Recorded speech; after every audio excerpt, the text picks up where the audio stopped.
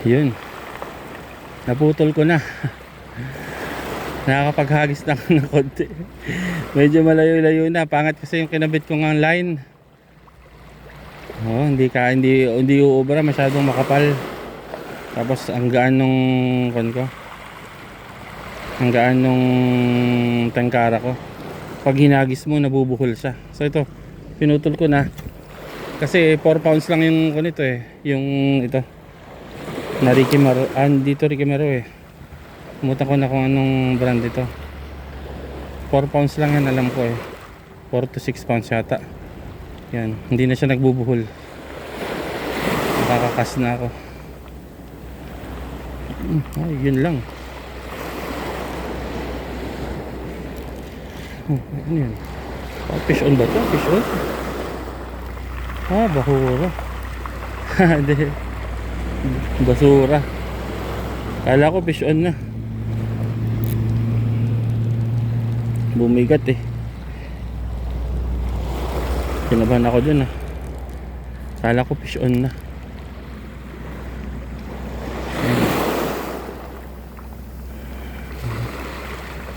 Ayan o.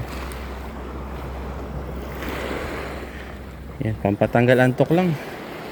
Kasi nakakaantok. Uy, may mga tumatalo na isda oh. Yun oh.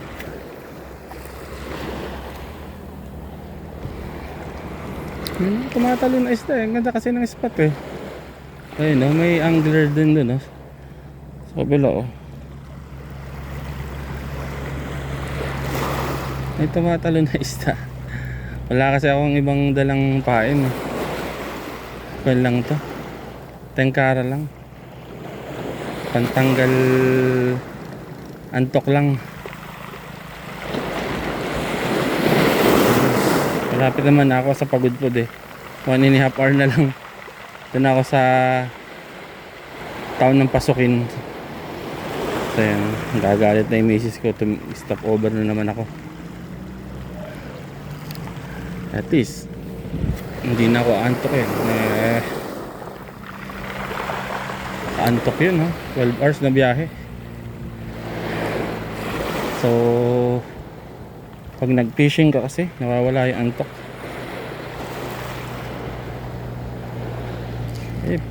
Uy puta, sabit.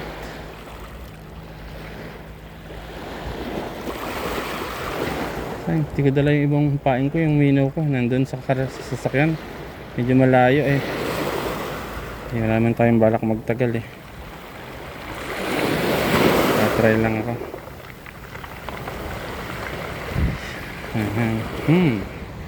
Yung mga tumatalon na mga isda eh. Pag yun nahuli ko, i-release ko rin yan. Ayan. Medyo malayo-layo na. Kanina parang simula dito yung hagis ko parang ilang di pa lang eh. Dalawang di pa lang tapos bubuhol pa.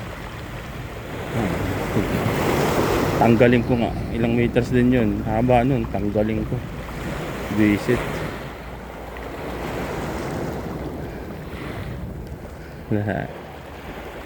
Kasira ng araw yung line na yan. Dapat talaga Brian, kung mas mabigat yung ko, yung tangkara ko eh, iniwan ko yung 14 grams ko sa sasakyan eh. 3.5 lang to, kaya hindi umuubra.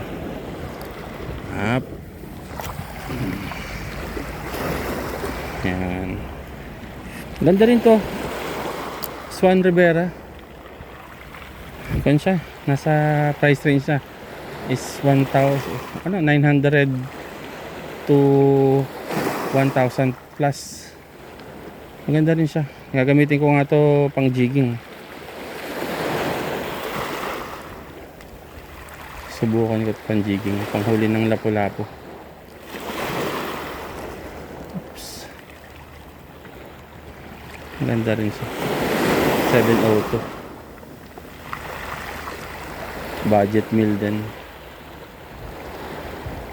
Wala kasi akong ultralight na 702 eh.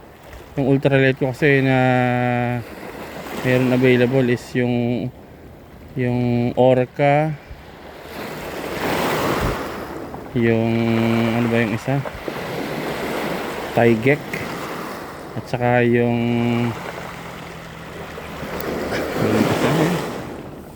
Gochuriata 602. Maganda rin sa mga UL yung medyo mahaba.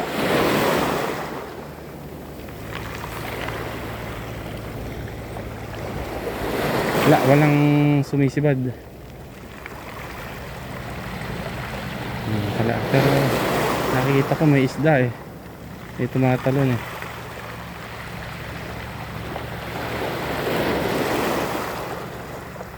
try kong magpalit, walang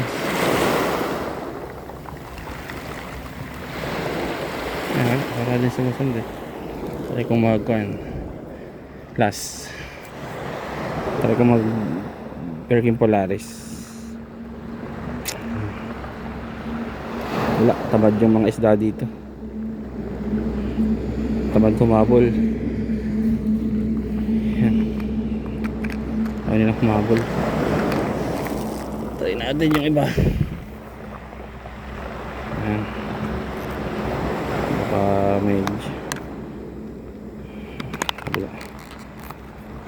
baka humabol. Ayaw humabol ito.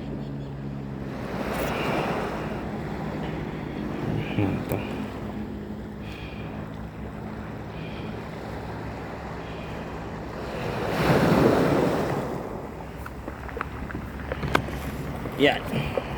Tingnan natin kung uubra to.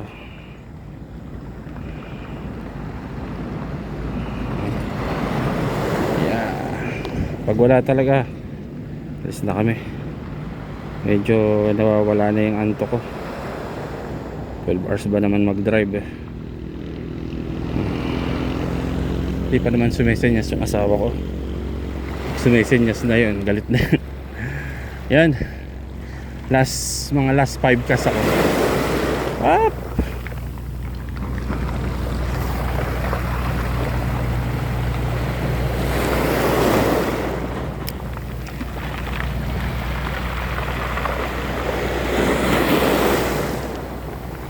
Last 5 kas.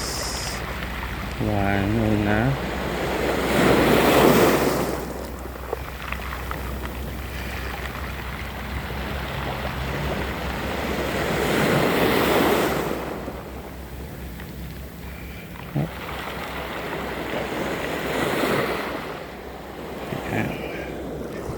Una. Okay, dalawa.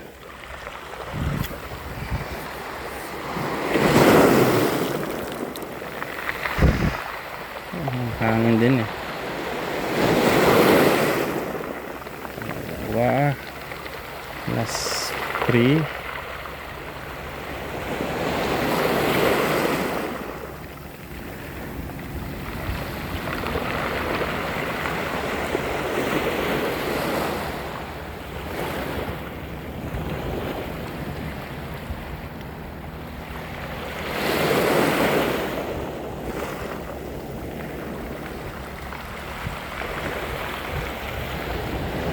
So 5 lang, last 5 plus lang tayo.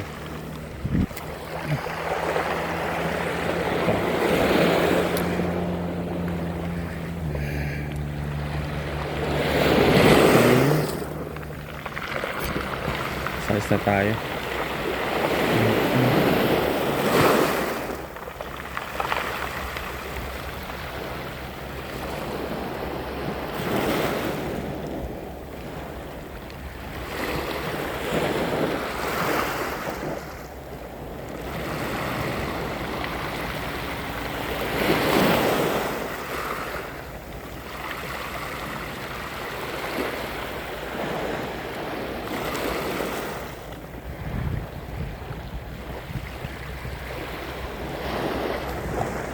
Hinawi ka? Basta?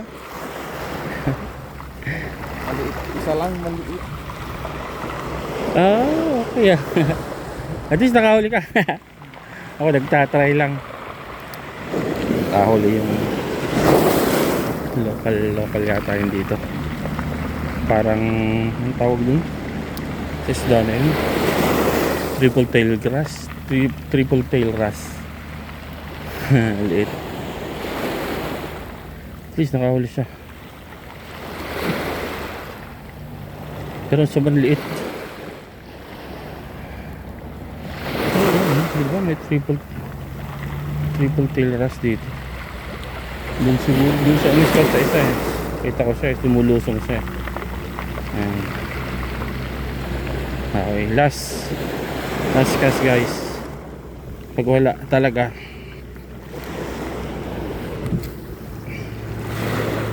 yan, uwi na tayo. At least nakakakas na ako ng maayos. Okay.